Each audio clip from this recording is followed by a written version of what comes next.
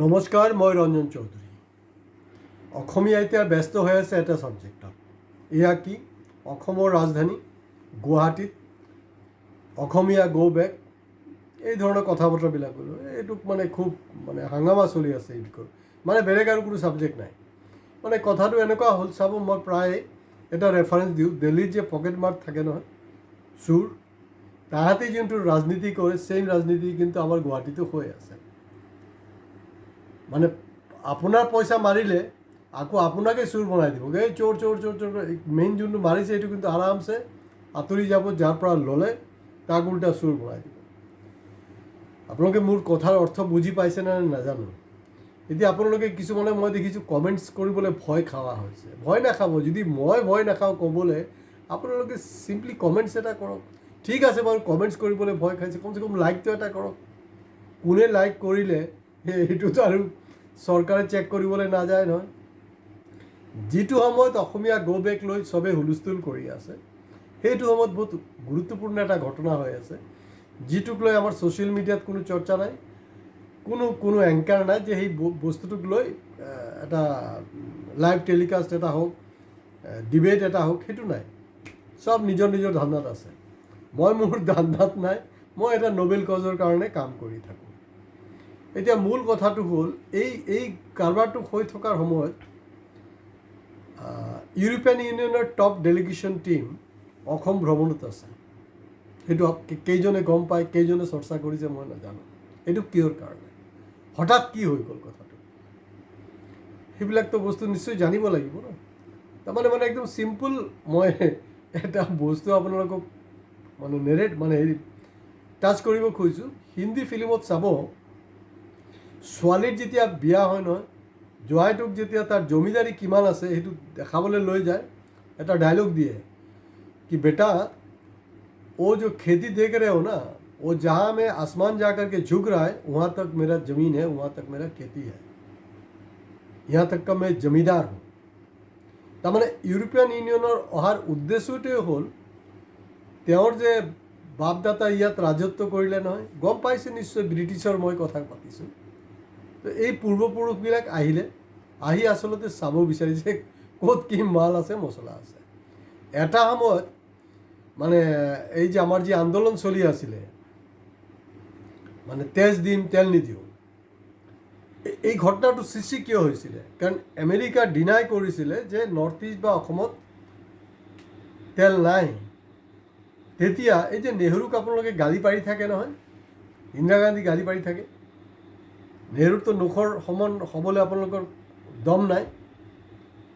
সেইটো সময়ত ৰাছিয়াক হেল্প বিচাৰিছিলে। তো ৰাছিয়া হেল্প কৰি ক'লে যে এইটো পজিশ্যনত আমাৰ কিন্তু আছে, আৰু ভৱিষ্যতে আৰু ওলোৱাৰ সম্ভাৱনা আছে, কিন্তু তাৰ কাৰণে ভাৰত চৰকাৰ এটা ৰেগুলাৰ মনিটাৰিং এফৰ্ট এটা দিব লাগিব। তো তেওঁলোকে কিন্তু এই কামটো কৰি গ'ল, যিটো কাৰণে আজি আমাৰ ইণ্ডাষ্ট্ৰি ইমান চলি আছে, যি আছে আৰু আমেৰিকা কেতিয়াও হেল্প কৰা নাই।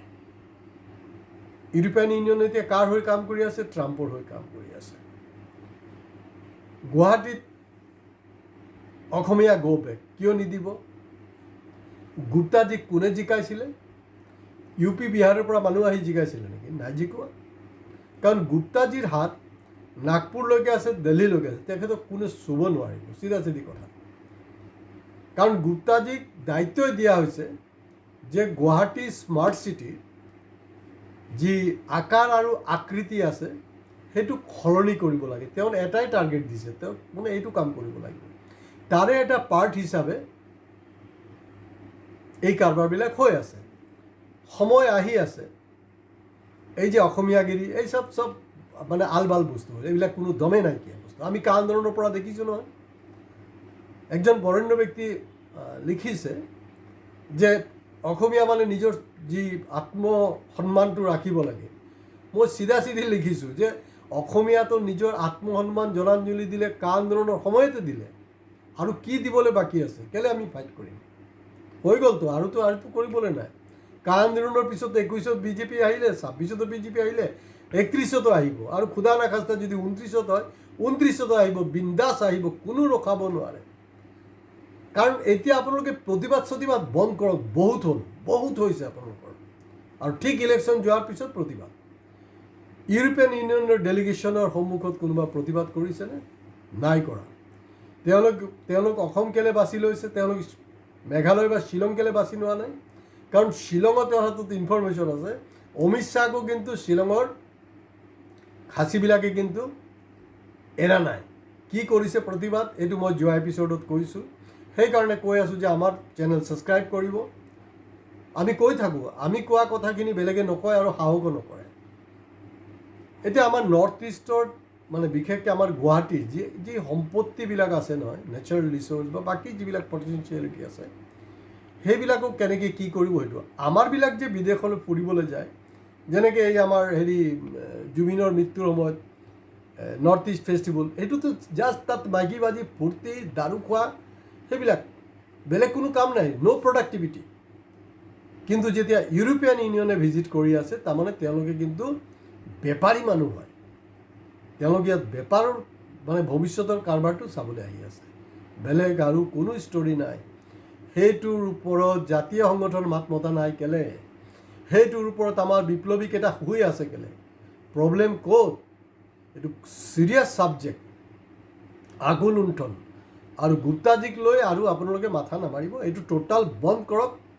অসমীয়া অমুক তমুক, তেওঁ যিজনক মানে কালপিত কৰা হৈছে, তেখেতে কৈছে যে মই অসমৰ কাৰণে মৰিবলৈ সাজু আছোঁ, কিবা কিবি কৈছে। হ'ব পাৰে, অসমৰ কাৰণে মৰিবলৈ দৰকাৰ নাই, বিহাৰৰ কাৰণে মৰিলেই হ'ল। কোনে মানা কৰিছে? কোনে কৈছে ইয়াত? তেওঁক ক'ব লাগিছিলে যে মই অসমীয়াৰ কাৰণে মৰিবলৈ সাজু আছোঁ।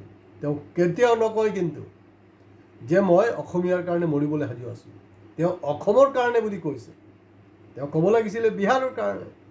গতিকে এই যে খেলবিলাক হৈ আছে, এইবিলাকৰ ওপৰত আপোনালোকে দৃষ্টিগোচৰ কৰক, চিন্তা চৰ্চা কৰক।